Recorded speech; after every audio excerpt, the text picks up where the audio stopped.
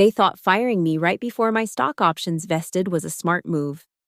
They forgot I designed the system their investors monitored every minute. 10 days before I was due to receive $750, $1,000, they signed my termination papers. 5 days later, they couldn't see their investor dashboard anymore. And 7 days after that, I launched my own startup in the very office space they once denied me a promotion in. My name is Erin Maxwell. I'm 35 years old. And until recently, I was the lead systems engineer at Quantix Vault, a fintech company based in Austin, Texas. This is the story of how they tried to cheat me out of years of my life, and how I reminded them exactly who built the foundation their empire stood on. I still remember my first day at Quantix. The office was half the size it is now, tucked into the corner of a shared workspace off Congress Avenue. There were 17 employees back then, all crammed together at communal tables. The hum of conversation punctuated by the click-clack of keyboards and the occasional ping of a Slack notification. Brent Lang, the CEO, had hired me personally. He was 39 then, with the kind of restless energy that made him pace during meetings and talk with his hands. He had a vision for Quantix that was genuinely exciting, a platform that would democratize institutional-grade investment analytics, making the kind of data previously available only to the biggest players accessible to a wider range of investors. We need someone who can build a system that won't just track investments, but understand them. Brent told me during my final interview, we need someone who can translate raw numbers into insights our clients can actually use. I was that someone. Before Quantix, I'd spent 4 years at Goldman Sachs building internal analytics tools, and 2 years at a startup that was acquired primarily for the financial visualization engine I'd designed. What Brent was describing was exactly the kind of challenge I'd been looking for, a blank canvas with real-world impact. I want you to own this, he said. Build it from the ground up. Make it yours. I believed him. For the first 3 years, that promise held true. I assembled a small team and we created the Quantix Insight Engine, a comprehensive dashboard that could ingest enormous amounts of financial data and transform it into intuitive, actionable visualizations. We built modules for portfolio analysis, risk assessment, comparative benchmarking, and projection modeling. We created custom alert systems that could notify investors of significant movements or potential opportunities. Most importantly, we built it to be responsive and real-time, so investors could see exactly what was happening with their money at any moment. Our system became Quantix's crown jewel. When we raised our Series B funding round, the lead investor explicitly cited the dashboard as a key differentiator. This isn't just another fintech play, I overheard him tell Brent after the papers were signed. This is a genuine innovation in how investors interact with their data. By the time we hit Series C, my team had grown to 15 people, and the dashboard was handling data for over 70 institutional clients representing more than $12 billion in assets. We'd expanded beyond the original scope, adding sophisticated machine learning models that could identify patterns and anomalies human analysts might miss. We'd created a mobile version that maintained the core functionality while adapting to the constraints of smaller screens. And we'd built a robust API that allowed clients to integrate our analytics into their own internal systems. It was during the Series C round that the equity conversation happened. Brent called me into his office, a real office now, with glass walls and a view of downtown Austin, and told me he wanted to recognize my contribution to the company's success. You've built something special here, Erin, he said, leaning back in his ergonomic chair. Without the dashboard, we'd just be another fintech startup making big promises. With it, we're changing how institutional investors think about their data. He slid a document across his desk. It was an equity agreement offering me options equivalent to approximately 1.5% of the company, with a 6-year vesting schedule. At our current valuation, that's worth about $450,000, Brent said. But by the time it fully vests, assuming we hit our growth targets, it could be worth 3 times that. I did the math quickly in my head. $135 million.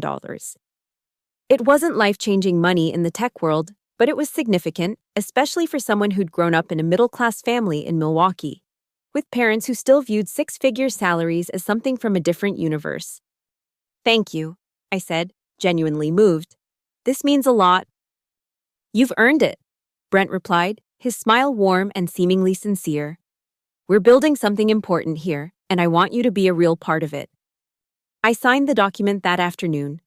The vesting schedule meant I'd need to stay with Quantix for the full 6 years to receive the entire equity package. But that didn't worry me. I loved my job, believed in what we were building, and felt valued by the company's leadership. Why would I leave? The next 3 years were a whirlwind. Quantix grew from 70 employees to over 300. We moved to a gleaming new office in a downtown high-rise, with all the trappings of a successful tech company, snack-filled kitchens, nap pods, a game room that was actually used. We expanded internationally, opening offices in London and Singapore. And most importantly, we continued to innovate on the dashboard, making it more powerful, more intuitive, and more indispensable to our growing client base. Throughout this period, I remained the architect of the system. While I now had multiple teams working under me, I still wrote code, still reviewed pull requests, still maintained intimate knowledge of how everything fit together. The dashboard was my baby, and I watched it grow with the mixture of pride and anxiety that I imagine is not unlike actual parenthood. One of the things I built during this period was what we called Sentinel Mode, a security and redundancy feature designed to protect the system during audits or unexpected downtime. Sentinel was essentially a parallel instance of the dashboard that could take over if the primary system failed, ensuring our clients would never lose access to their data. It ran on a separate infrastructure that I'd set up in the early beta days, before we had a formal DevOps team. I'd configured it to bill my personal credit card for the cloud resources it used, planning to transfer it to the company account once it was fully tested and implemented. But as Quantix grew, priorities shifted. What had once been a lean, engineering-driven company gradually became more sales-focused and bureaucratic. New layers of management appeared between me and Brent. My direct reports increased, but my actual coding time decreased. Meetings multiplied, and increasingly, decisions about the dashboard, my dashboard, were being made by people who didn't fully understand its architecture or the implications of their changes. I raised concerns. Of course. I had several conversations with Brent about the need to maintain engineering excellence even as we scaled. I pushed back against feature requests that would compromise the system's performance or security. I advocated for more resources for my team as our responsibilities grew, but increasingly, I felt like I was shouting into the void. The real shift came when Dominic Ward joined as Chief Product Officer.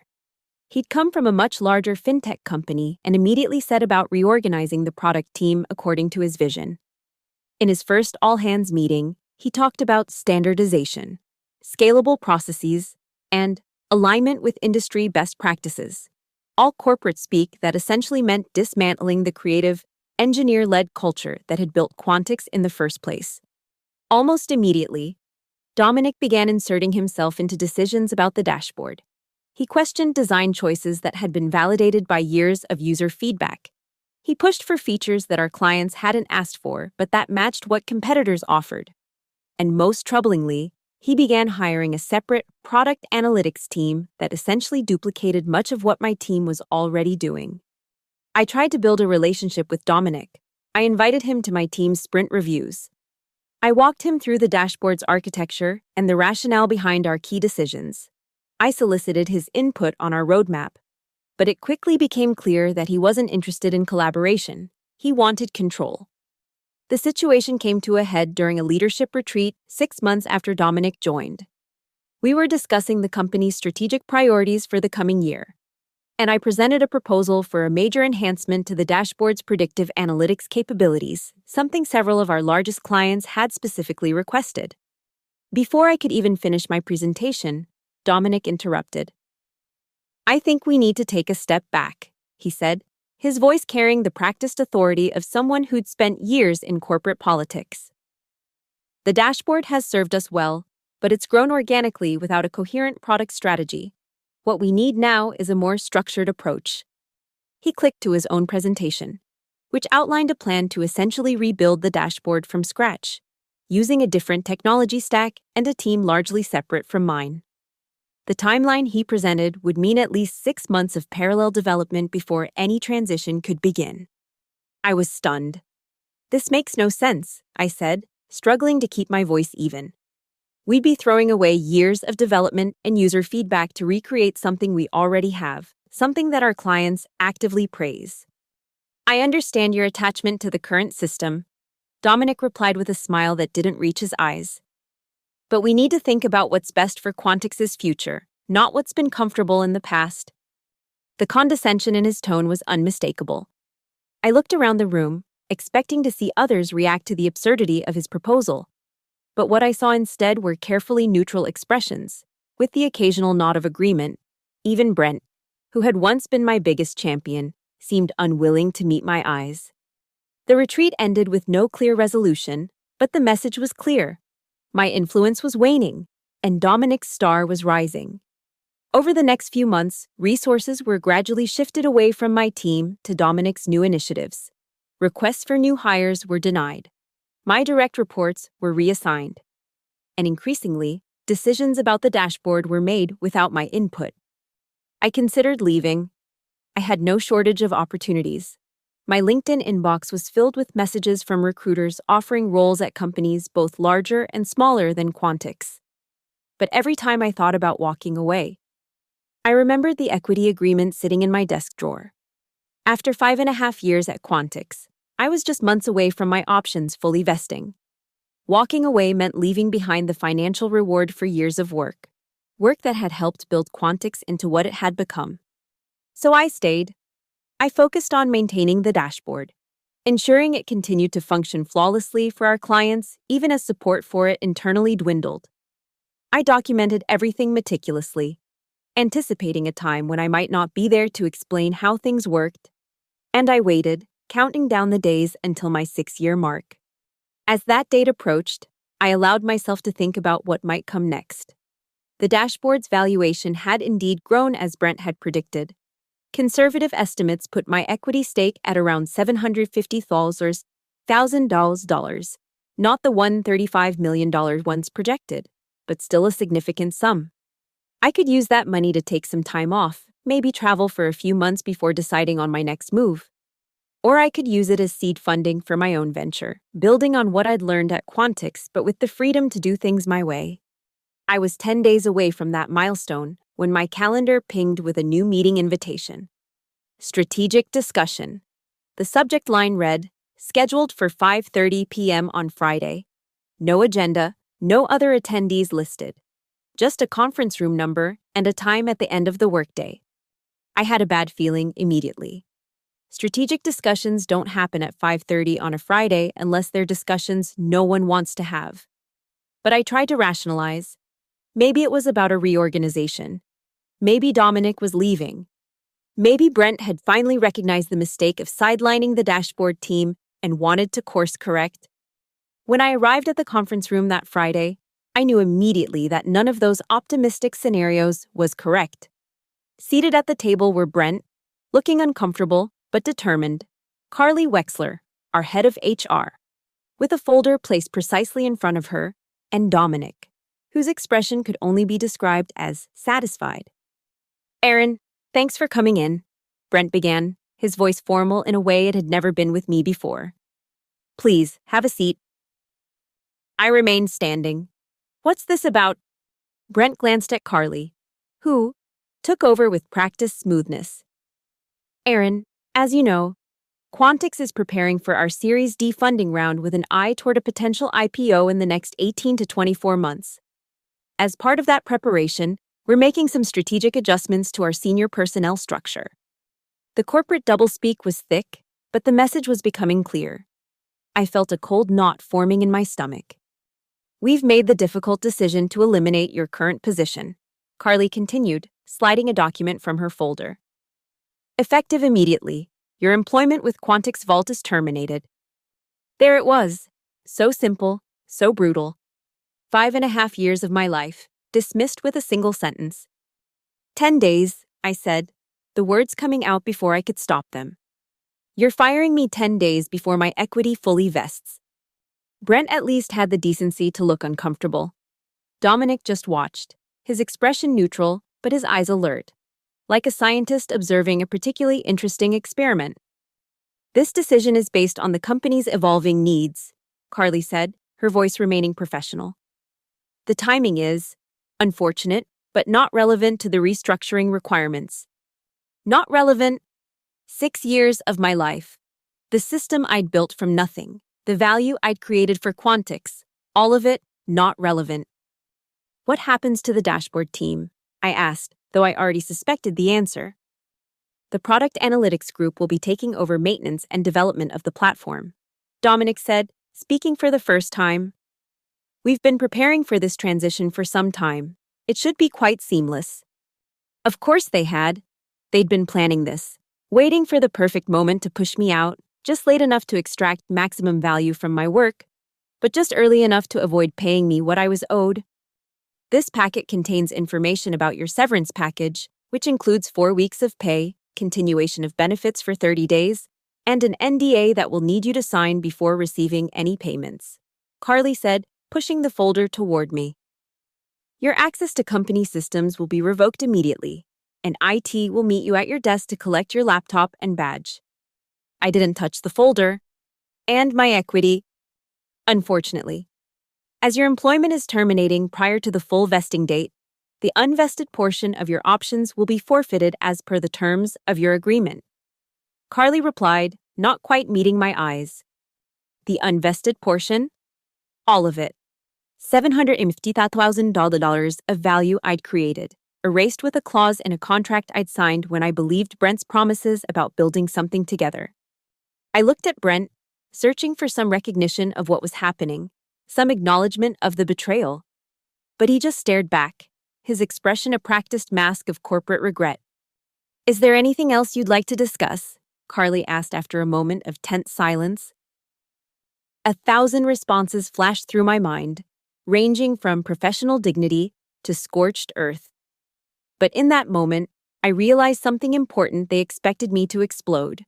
They wanted me to yell, to threaten, to give them a reason to escort me from the building immediately, and potentially void even the meager severance they were offering. So instead, I smiled. A small, calm smile that seemed to unsettle Brent more than any outburst would have. No, I said simply. I think everything is perfectly clear. I picked up the folder, tucked it under my arm, and walked out of the conference room without another word.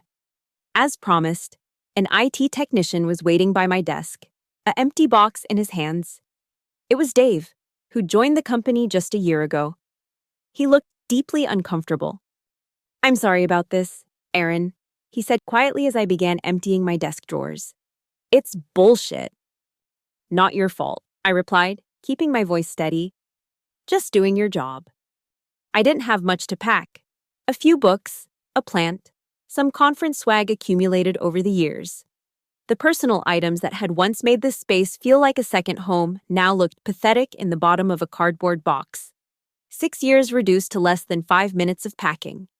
As Dave watched me log out of my laptop for the final time, a thought suddenly occurred to me, one that sent a small surge of adrenaline through my body. In the chaos of the dashboard's growth and the company's expansion, one detail had been overlooked. The Sentinel mode I'd created was still running on infrastructure linked to my personal credit card. In the eyes of the cloud provider, I was still the owner of that system, regardless of what Quantix's internal documentation might say. I handed my laptop to Dave, making sure my expression revealed nothing of my realization. He awkwardly offered to walk me out, but I declined. I know the way, I said. Been here since the beginning. Remember? As I walked through the office, carrying my sad little box past rows of desks where people carefully avoided eye contact, I felt oddly calm. The shock and betrayal were still there, of course, but beneath them was something else. A clarity I hadn't felt in months, maybe years. I'd given Quantix everything, believed in its mission, trusted its leadership, and in return, they'd calculated the exact moment when they could extract the maximum value from me while paying the minimum cost. But they'd made a miscalculation. They'd forgotten, or perhaps never fully understood, just how deeply I was woven into the systems they now took for granted. I walked out of Quantix's gleaming office for the last time, but I wasn't walking away empty-handed. I had knowledge they couldn't take from me, access they'd overlooked, and a determination they'd severely underestimated. They thought they were being clever, firing me 10 days before my equity vested. But in doing so, they'd made the biggest mistake of their corporate lives. I didn't go home immediately after leaving Quantix.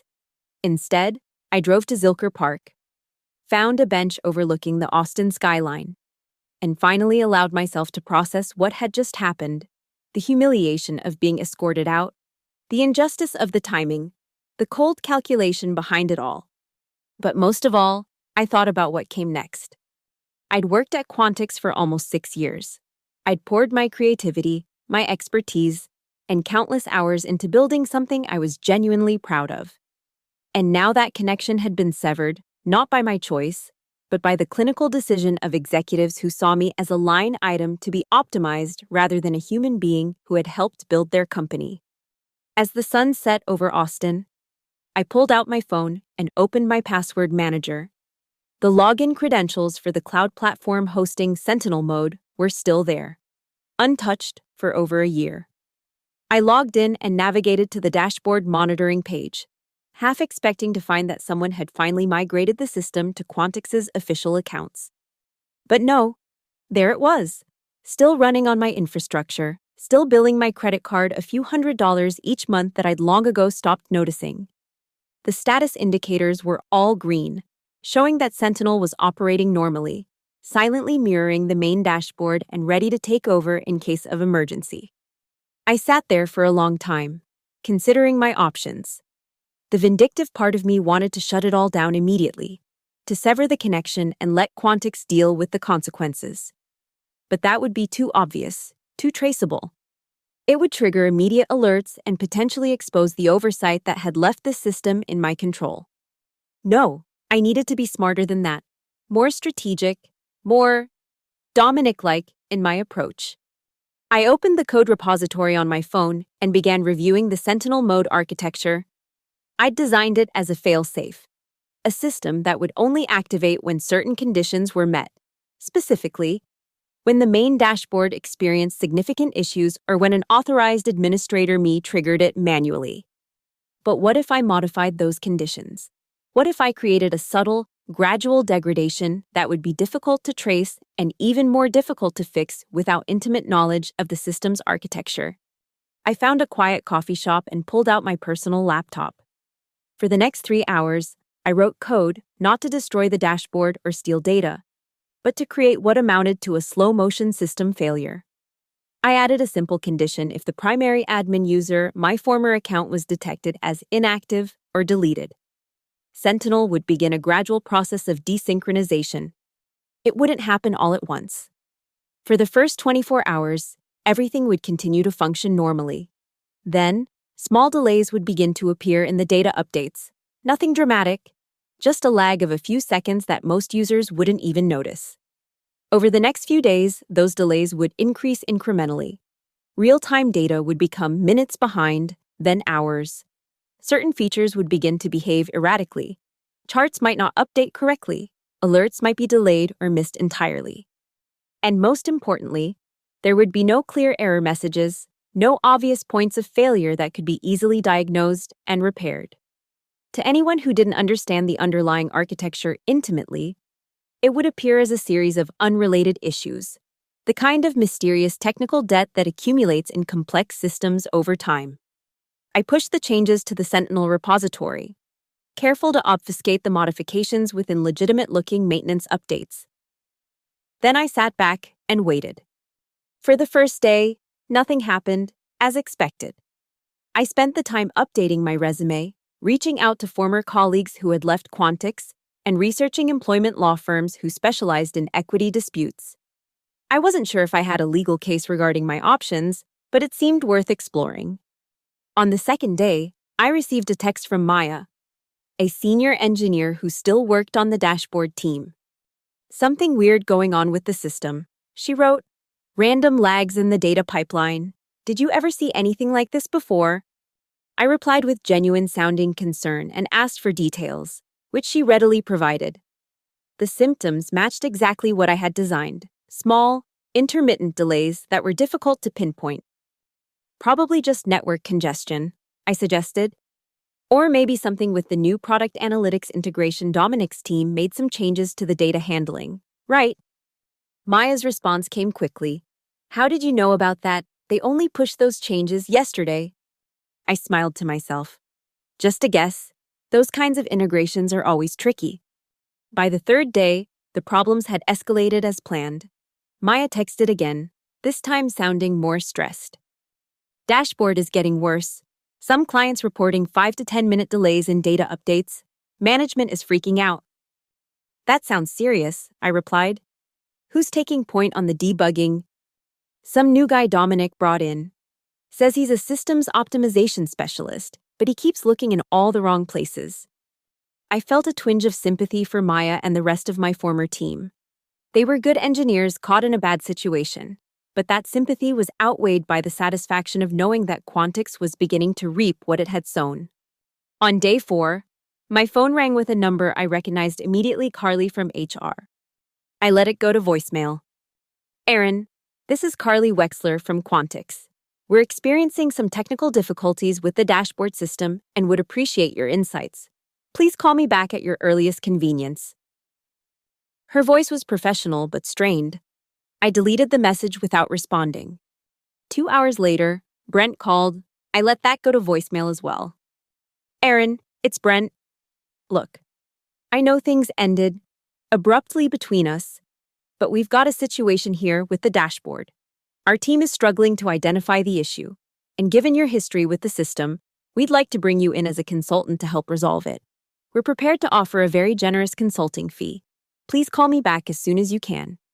A very generous consulting fee, but not my equity, of course. That would remain forfeited. I deleted his message too. By day 5, the Sentinel mode had progressed to the next phase of the plan. The dashboard was now showing data that was hours out of date, and some of the more complex analytical features had stopped functioning entirely. According to Maya, who continued to update me despite having no idea of my involvement, multiple institutional clients had escalated their concerns to the executive level. Dominic is losing his mind, she texted. Keep saying it's impossible for a system to degrade this way without some kind of external attack. But security can't find any evidence of intrusion. Of course they couldn't. There was no intrusion, just a system responding exactly as it had been programmed to by its original architect. That evening, I received an email from Brent with the subject line, Urgent Consulting Opportunity. The body of the email laid out the situation in carefully diplomatic terms. Quantix was experiencing unexpected technical challenges with the dashboard platform and wanted to engage me as a consultant to help resolve them. The proposed rate was $10,000 per day, with an initial engagement of up to 10 days. 10 days at $10,000 per day, $100,000 to fix what I had intentionally broken. It was a tempting offer, financially speaking, but it was also insulting. They were willing to pay me far more as a consultant to fix an emergency than they had been willing to provide in equity for years of building their core product. I didn't respond to the email. On day 6, things escalated further. Maya reported that the dashboard had essentially stopped updating altogether. Clients could still log in and view historical data, but nothing new was coming through. The entire Quantix engineering team had been pulled into an emergency war room, with people sleeping at their desks as they tried to identify and resolve the issue. That afternoon, I received a call from a number I didn't recognize. Against my better judgment, I answered it. Is this Aaron Maxwell? A deep voice asked. Who's asking? My name is Richard Klein. I'm the chairman of the board at Quantix Vault. That got my attention. Board members rarely involve themselves in operational issues, let alone technical ones. What can I do for you, Mr. Klein? Ms. Maxwell, I understand you built much of the analytics platform that forms the core of Quantix's offering to our institutional clients. That's correct. And I also understand that your employment with Quantix was recently terminated. Also correct. There was a pause, as if he was expecting me to elaborate. When I didn't, he continued. We're currently experiencing a significant technical issue with the platform. Our engineering team has been unable to resolve it, and our clients are becoming concerned about the reliability of our systems. That sounds challenging, I said neutrally. Yes, well, he cleared his throat. I'm calling to personally request your assistance in resolving this situation. The board is prepared to authorize a substantial consulting arrangement significantly beyond what has already been offered to you. I appreciate the offer, Mr. Klein, but I'm not interested in consulting for Quantix at this time. Ms. Maxwell. His voice took on a harder edge. Perhaps I'm not making myself clear. This is a critical situation that is affecting relationships with major institutional investors. I'm authorized to offer you $25,000 per day for your services. $25,000 per day. $250,000 for a 10-day engagement. It was an absurd amount of money, and still less than the equity they had denied me.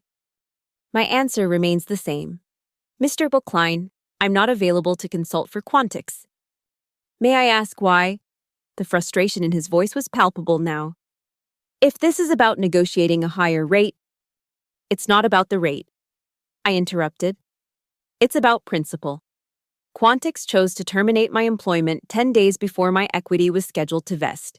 Equity I earned by building the very system you're now having problems with. That decision made it clear how the company values my contribution. I'm simply responding accordingly. There was a long silence on the line. I see, he finally said, his tone carefully measured. And if we were to revisit the equity situation, the board might be willing to make an exception given the circumstances. I think it's a little late for that, don't you? I replied. Now, if you'll excuse me, I have other commitments. I ended the call before he could respond. That evening, I received a text from an unknown number. This is Dominic. We need to talk. I blocked the number without replying. By day 7, the situation at Quantix had reached crisis level. According to Maya, the company had called in external consultants from 3 different firms, none of whom had been able to diagnose the root cause of the problem. Multiple major clients had reportedly threatened to withdraw their investments if the platform wasn't restored soon. That afternoon, I received another call from Brent. This time, I decided to answer. Aaron, he said, sounding exhausted. Thank you for picking up. What do you want, Brent? We need your help. The dashboard is completely non-functional. We've got teams working around the clock, but no one can figure out what's wrong. You're the only one who truly understands how all the pieces fit together. That's unfortunate, I said. Maybe you should have considered that before firing the person who built your core product. Look, I know you're angry. You have every right to be. The timing of your termination it was wrong. I should have pushed back harder against it. But you didn't. No, he admitted. I didn't. And that's on me. But right now, we're facing a real crisis. Clients are pulling out. The board is talking about emergency measures. We need to fix this. And you're the only one who can help us do that. I said nothing, letting the silence stretch uncomfortably. I've been authorized to offer you a reinstatement. Brent finally said, full restoration of your position, your team, and your equity, including the unvested portion that would have matured last week, plus a substantial retention bonus. Now that was interesting, not because I had any interest in returning to Quantix, but because it signified just how desperate they had become. And Dominic, I asked. Dominic's role would be adjusted to remove any oversight of the dashboard platform. Translation: Dominic was being sidelined, if not outright fired. In the span of 1 week, the power dynamic had completely reversed. I appreciate the offer, Brent, but I'm not interested in returning to Quantix. Aaron, please. I don't want to work somewhere that discards people like outdated equipment when it's financially convenient, I said, cutting him off. I don't want to build something for a company that values quarterly reports more than the people who make those reports possible. And most of all, I don't want to fix a problem for executives who still don't understand that I'm not just a resource to be deployed when they're desperate. What do you want, then? Brent asked, his voice a mixture of frustration and resignation. Name your price. It's not about price, Brent. It's about respect. It's about recognition. It's about building something that matters with people who value the builder as much as what's built. And we can give you that whatever you need. No, you can't, I said firmly. Because you've already shown me exactly how much you value my contribution. 10 days before my equity vested, remember that decision told me everything I need to know about Quantix's priorities. There was a long pause. So that's it, Brent finally asked. You're just going to let the platform fail. Let the company potentially go under, all out of spite. Not spite, I corrected him. Consequences? You made a decision. Now you get to live with the results of that decision. That's how the world works. Brent. I ended the call, turned off my phone, and went for a long walk. For the first time since being fired, I felt fully in control of my situation. Quantix had treated me as disposable, and now they were learning just how essential I truly was. It wasn't about revenge, at least, not entirely. It was about establishing the true value of what I had built and what I was worth. Over the next few days, I largely disconnected from the Quantix situation. I met with 2 employment attorneys who both confirmed what I already suspected. While the timing of my termination was ethically questionable, it was likely legally permissible under the terms of my equity agreement. I could potentially file a lawsuit, but the outcome would be uncertain and the process lengthy and expensive. Instead, I focused on what came next. I contacted Lena, a security specialist who had left Quantix the previous year after similar conflicts with Dominic, and Marcus, a UI/UX designer who had been laid off during a strategic reorganization that coincidentally occurred just weeks before his own equity would have vested. Both had been key contributors to the dashboard in its early days, and both had their own reasons to be disillusioned with Quantix's leadership. We met at a small co-working space in East Austin, away from the downtown tech scene, where we might run into former colleagues. After catching up on personal matters, I shared my idea, a new platform, built on the lessons we'd learned at Quantix but fundamentally different in its approach. The problem with Quantix's model, I explained, is that it centralizes control in the company's hands. Clients are dependent on Quantix for access to their own financial data, which creates exactly the kind of crisis we're seeing now when that access is disrupted. So what are you proposing? Lena asked, her interest clearly piqued. A decentralized analytics platform, one where clients maintain ownership and control of their data, while we provide the tools to analyze and visualize it. No single point of failure, no corporate overlord who can cut off access or change terms unilaterally. That's a big technical challenge, Marcus noted, but also a huge opportunity. The institutional investors I worked with at Quantix were always concerned about data ownership and control. Exactly, I said. And given what's happening with the dashboard right now, I'm guessing those concerns are at an all-time high. We spent the next several hours outlining our vision for what would eventually become Helix Metrics. Lena would handle security and data sovereignty, ensuring that clients maintained complete control over their information. Marcus would design an interface that balanced sophisticated analytical capabilities with intuitive user experience. And I would architect the system itself, building on everything I'd learned from creating the Quantix dashboard but avoiding its centralized vulnerabilities. By the end of that meeting, we had the beginnings of a business plan and a tentative agreement to proceed together. None of us had the capital to fund a full launch immediately, but we could bootstrap a prototype and use that to approach potential investors. As we were wrapping up, my phone buzzed with a text from Maya. Dominic just got fired. Board meeting happened this morning. Brent looking like he's next. I showed the message to Lena and Marcus, who both reacted with a mixture of surprise and vindication.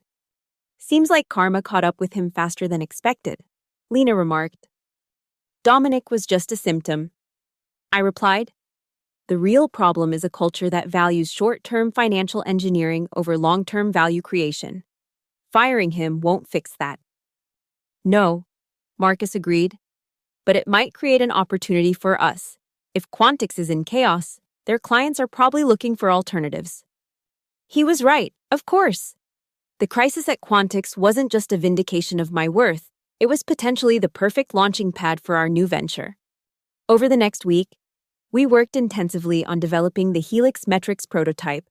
I leased a small office space in the same building as the co-working facility, paying 3 months' rent upfront from my savings. Lena and Marcus both agreed to work for equity initially, with a plan to draw modest salaries once we secured funding. The system we designed addressed the fundamental flaws we'd identified in the Quantix model.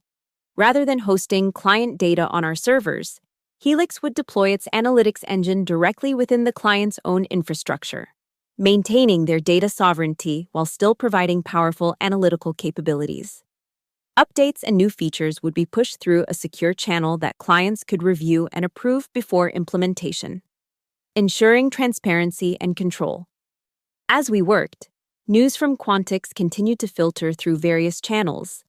Maya reported that the dashboard was still non-functional and that a significant number of clients had begun withdrawing their investments or placing them on hold. The company had reportedly engaged a specialized cybersecurity firm to investigate possible sabotage, a theory that had gained traction after all other explanations had failed to identify the cause of the system's collapse. I knew they would find nothing. The changes I had made to Sentinel mode were designed to appear as a cascading system failure, not an external attack. And without access to my personal cloud account where Sentinel was hosted, they had no way to trace the modifications back to their source. 10 days after our initial meeting, and exactly 20 days after my termination from Quantix, we had a working prototype of the Helix platform ready to demonstrate. It wasn't comprehensive yet, but it showcased the core functionality and unique value proposition clearly enough to begin conversations with potential clients and investors. That same day, I received an email from Richard Klein, the Quantix board chairman.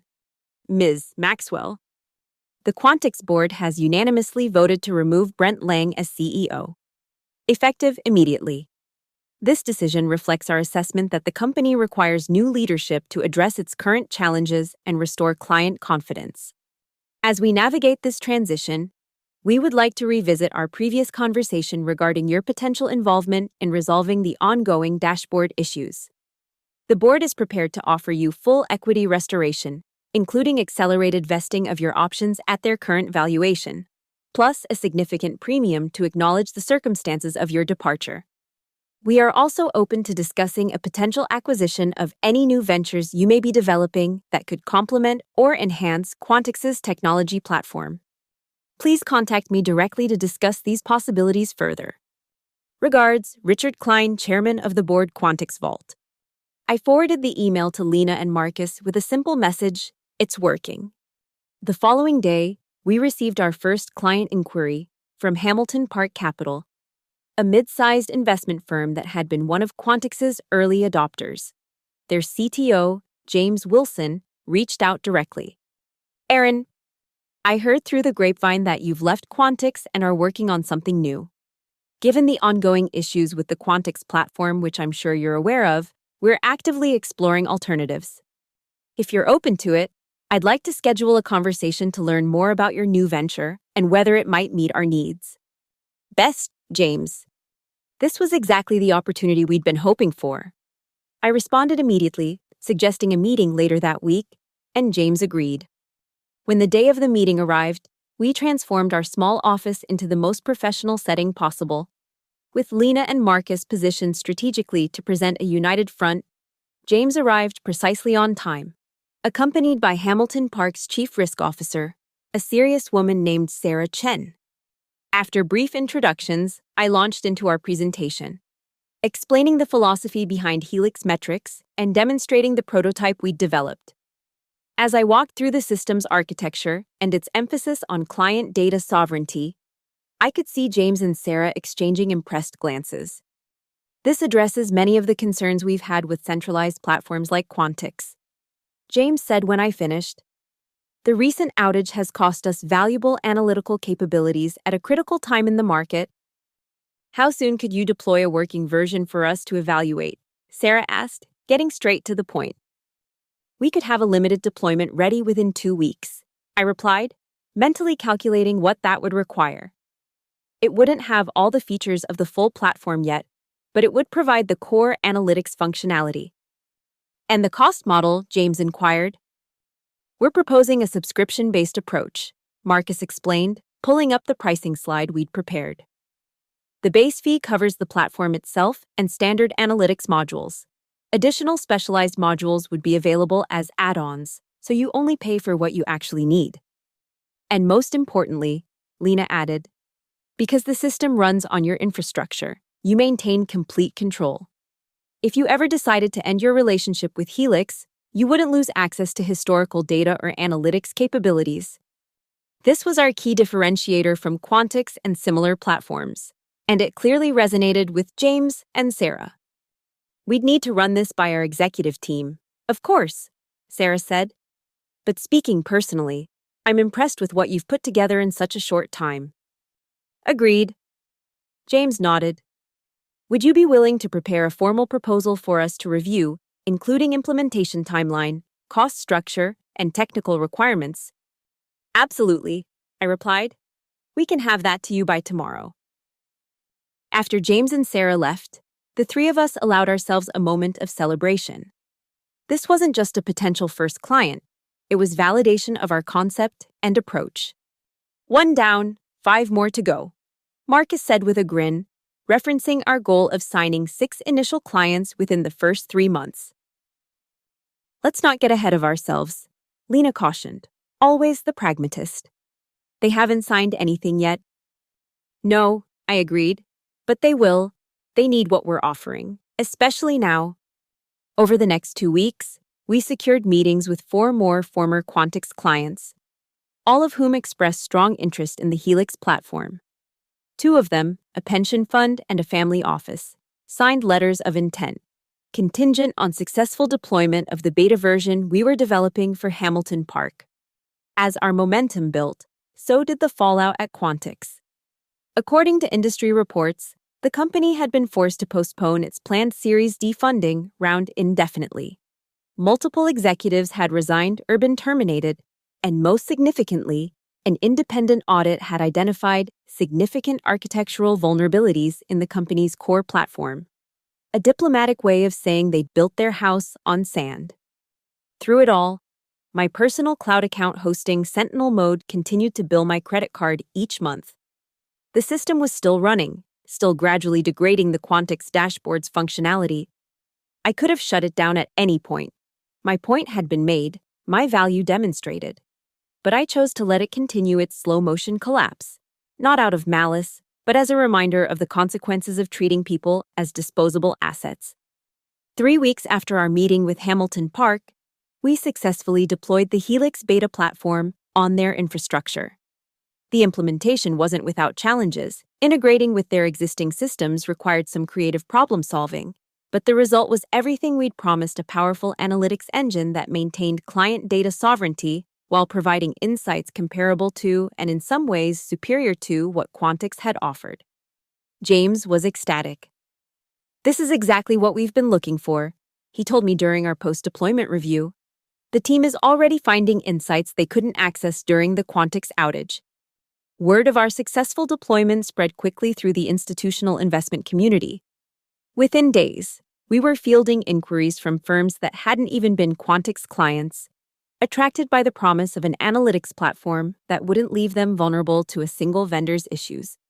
As Helix gained momentum, I received one final communication from Quantix, an email from Richard Klein with the subject line, Acquisition Proposal.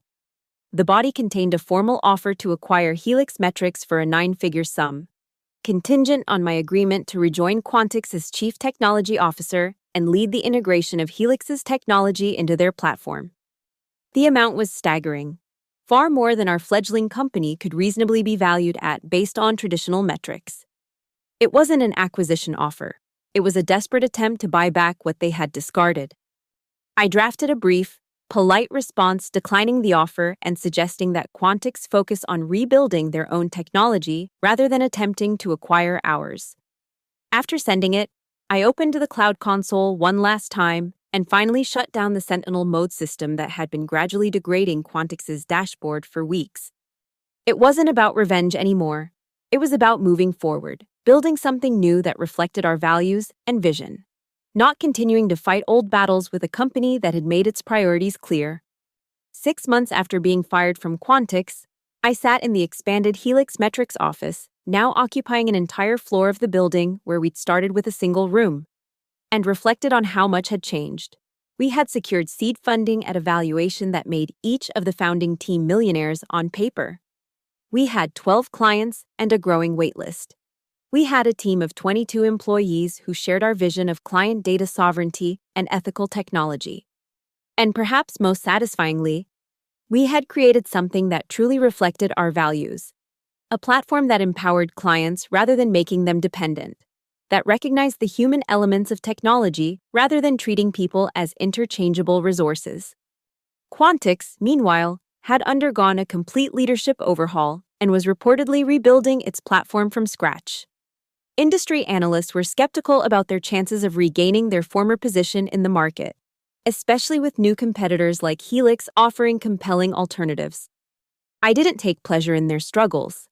What had happened at Quantix was a systemic failure, a culture that prioritized short-term financial engineering over long-term value creation, that saw people as costs to be optimized rather than assets to be nurtured. Replacing a few executives wouldn't fix that underlying problem.